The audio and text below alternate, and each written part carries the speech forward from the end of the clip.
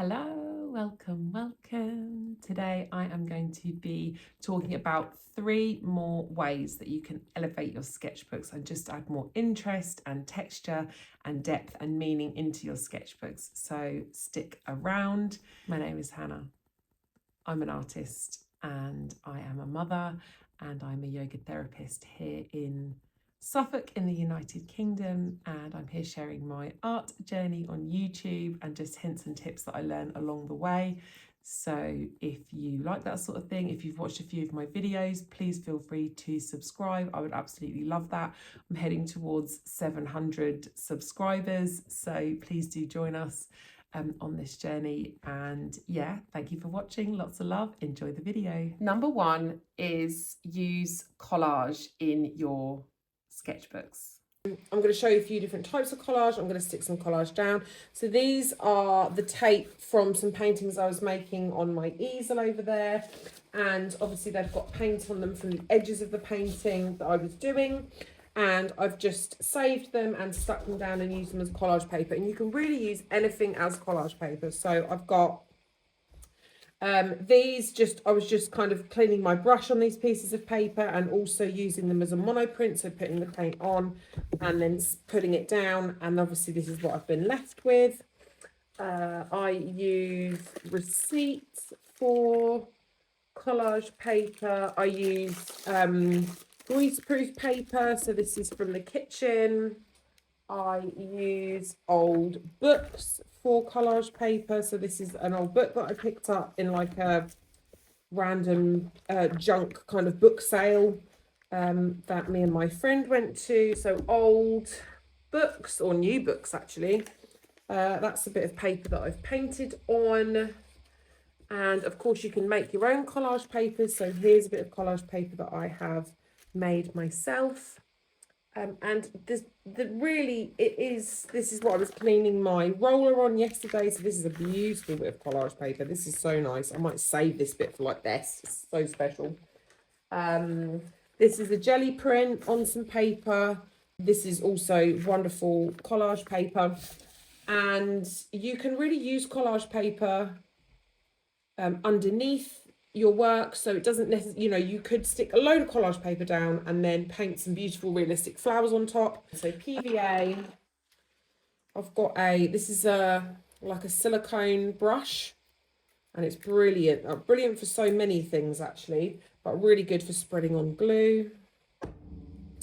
And what I'm thinking here is I've got some of these long shapes. I've put down some charcoal, so I'm gonna try and have some square shapes.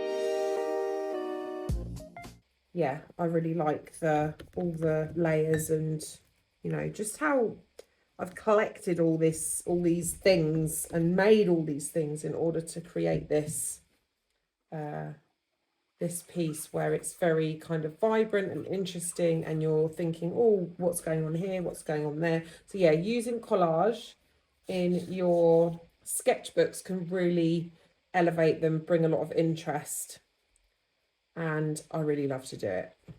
Number 2 is limit your materials, limit your palette, limit your supplies that you're using. And I've got a limited palette here, so I've got black,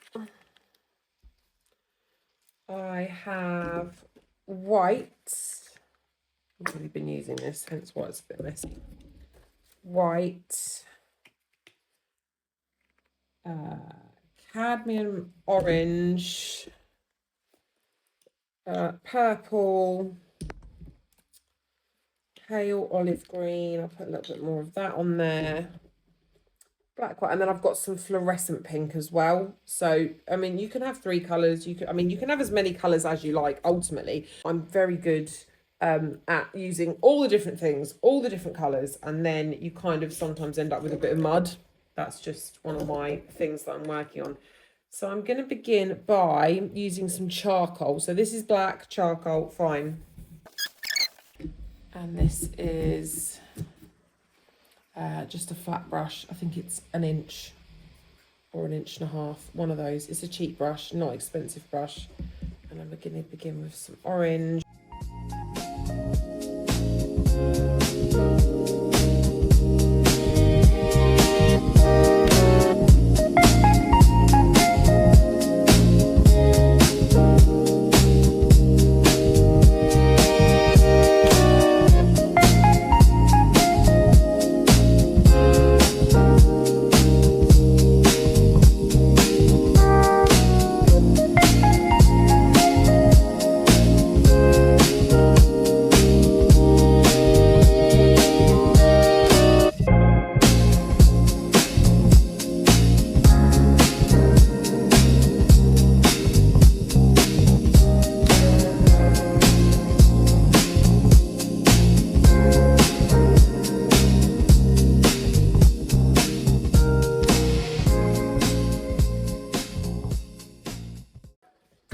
So there, as you can see, using a limited colour palette just really makes a beautiful, cohesive, together painting.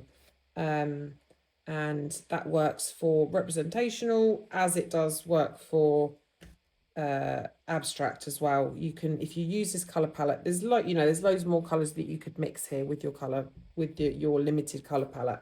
And it really I just love it. It's so fun and expressive, and it's interesting, but also it all goes together.